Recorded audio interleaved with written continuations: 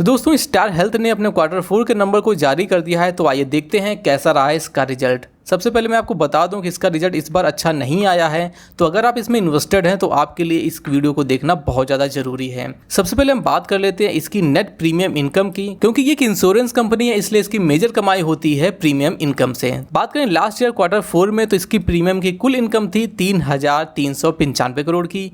पिछले क्वार्टर में थी 3,799 करोड़ की और इस बार रही है 3,798 करोड़। ऑलमोस्ट सिमिलर रही है पिछले क्वार्टर में, लेकिन अगर आप देखेंगे ईयर ऑन ईयर बेसिस पे पिछले साल से तो आपको यहाँ पे 12% की ग्रोथ देखने को मिलती है। तो यहाँ तक तो सब कुछ अच्छा है।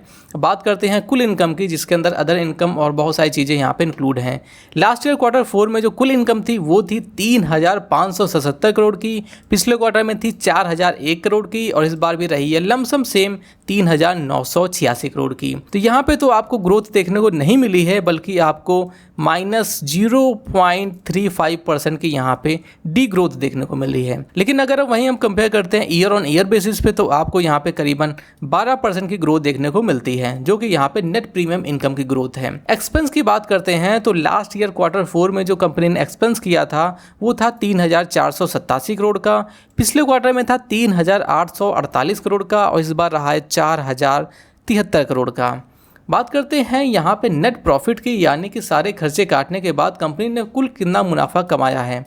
तो यहाँ पे आपको एक शॉकिंग चीज़ देखने को मिलेगी, कंपनी ने इस बार कोई मुनाफा नहीं किया है, सिर्फ 51 लाख का ही यहाँ पे मुनाफा किया है। जबकि लास्ट ईयर क्वार्टर 4 में जो कुल मुनाफा था वो था 14 करोड़ का और पिछले क्वार्टर में था 21.5 करोड़ का। तो यहाँ पे जब मुनाफा ही नहीं है तो यहाँ पे कंपेयर करने कोई मतलब ही नहीं है। अभी मुनाफा क्यों नहीं है तो यहाँ पे आपको देखने को मिलेगा इसका रीजन कि कंपनी ने सारा का सारा जो प्रॉफिट था वो कंपनी ने यहाँ पे क्लेम में दे दिया है, यानी कि जो भी प्रीमियम से कमाई हुई थी वो सारी की सारी यहाँ पे क्लेम में जा चुकी है। इसलिए यहाँ पे इस कंपनी का मुनाफा कुछ भी देखने को नहीं मिलता है।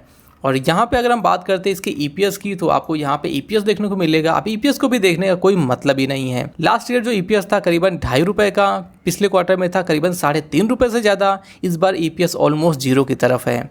और यहाँ पे अगर डिविडेंड की बात करते हैं तो कंपनी ने यहाँ पे डिविडेंड का भी कोई अनाउंसमेंट नहीं किया है।